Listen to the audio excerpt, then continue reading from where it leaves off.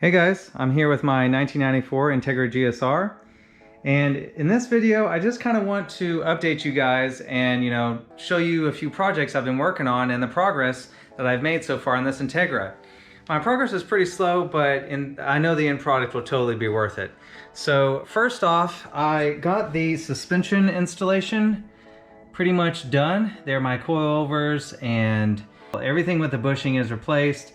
Got new brakes, new wheel bearings, all that good stuff. I'm not really gonna go in depth with that, but that is pretty much done. Really the only thing else what I need to do with suspension is I need to put the wheels back on and lower the car down off of the jack stands. My car's been on jack stands for quite some time, but I need to put the wheels back on, lower it down, and I need to see how the ride height is because I left at the height of which they came in the box, and I noticed that all of them were adjusted exactly the same. So that means that that's how, Tane set them after leaving their, manufacturing process. So I'm gonna see where the car sits at that height, and then I will probably, have to adjust from there. To me, it looks like it's gonna be pretty low. I may have to raise it up just a tiny bit, but anyways, we'll see. So that needs to be done. Another thing is this guy right here. This is part of the Integra's stock intake box. Look at this. This is a pretty hefty thing. There's some mass going on right here, and I wanted to show you this part connects to it right there, and then you see this opening and that little O-ring right there. That goes in that hole right there in the engine bay. And so whenever you would see it, you would see this white, tube right there, and I went ahead and removed all of that. This piece right here weighed 2.5 pounds, and I don't know, that probably weighs like, I don't know, 0.3 of a pound or half pound, something like that. So let's just call it like 3 pounds weight reduction, which is good, better than nothing. So, and all that was with the stock intake. Even whenever my car was running, I had a Password JDM carbon fiber intake right here. The filter was right here, and I didn't use, that tube came through this hole right here. This tube right there came up into the engine bay. So I removed all that because obviously I'm not going to be running the stock air box probably ever again. But anyways, I had to, undo my fender liner and everything like that to get access because it was just sitting right here taking up all that room. And there's that hole of which I showed you guys in the engine bay. So there's that hole. So whenever I get a new intake, that's gonna provide a lot of airflow right there. Anyways, another thing that I have been thinking of that's been on my mind lately since I've been in this area and I just removed all of that is this wiring harness. You can see, this is the headlight wiring harness. It, goes all right there. There's some grounds that goes to the 2 headlights, and then it goes down to the fan switch right there, and then that's the fan relays, and then it goes to those 2 connectors right there that control the fan. So, and then it just kind of snakes around here and through here and into the main wiring harness. So I was looking up, and lots of people do wire tucks on those. I don't think that I can do it on the driver's side here, only because I want to retain my cruise control.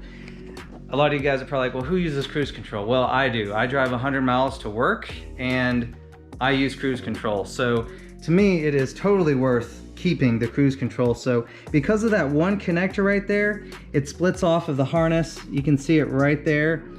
I don't think that I am going to actually delete this side of the harness, at least not anytime soon at all.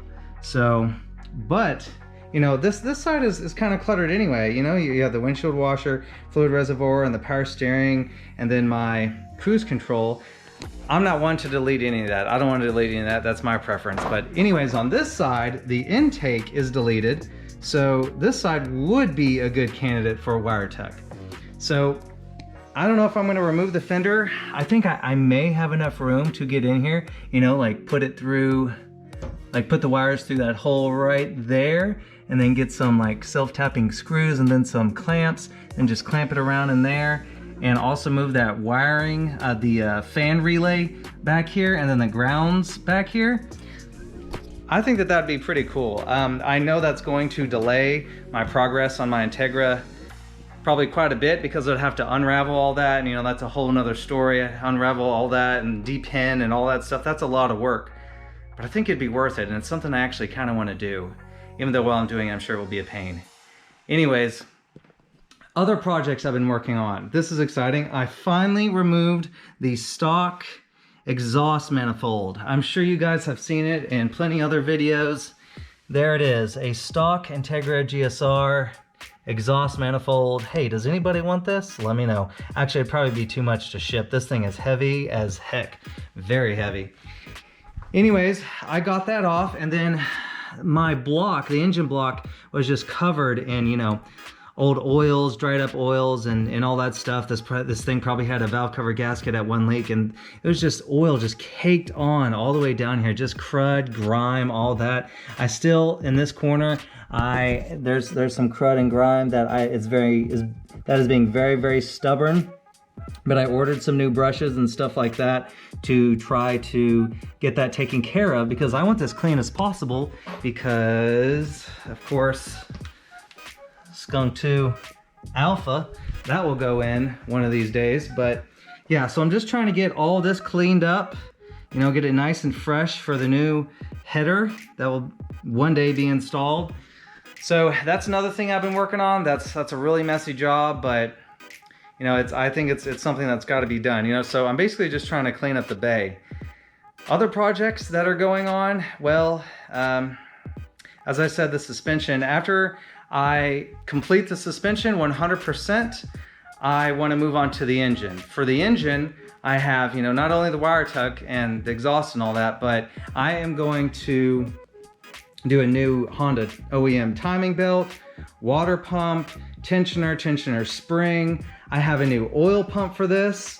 I just bought the oil pump because, you know, it's an OEM Honda one that I bought. I just bought the oil pump because, well, those are going to be discontinued soon, and I wanted to get one just to refresh the car. I want this new and fresh as possible. So I got a new oil pump. I also got this. All right, guys, you ready for this? This is my first Mugen part ever.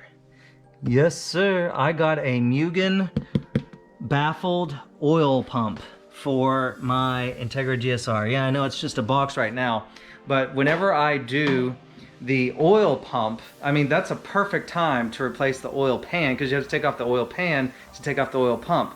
Plus it comes with the OEM gasket, and my oil pan is pretty scratched up, you know. There's a tiny little dent in it maybe, but it's really scratched up. So I think it would be a great time to replace the oil pan as well. So yeah, Mugen oil pan, that is awesome. That is my first ever Mugen part that I've ever purchased, so that's pretty cool. So, you know, I'm not going through everything. I'm just kind of giving you guys an update, you know, my progress, you know, what's in the future, just little things. That's a good start right there. Let me know what you guys think in the comments. I'm really excited to work on this B18C1 now and get it completely, you know, OEM plus, fresh and clean. A couple of performance parts going on in there. This is going to be a nice, clean build. Trust me, work is being done. It is being done slowly but surely. Anyways, thank you guys so much for tuning in, and give me a big thumbs up, and I'll catch you in the next one.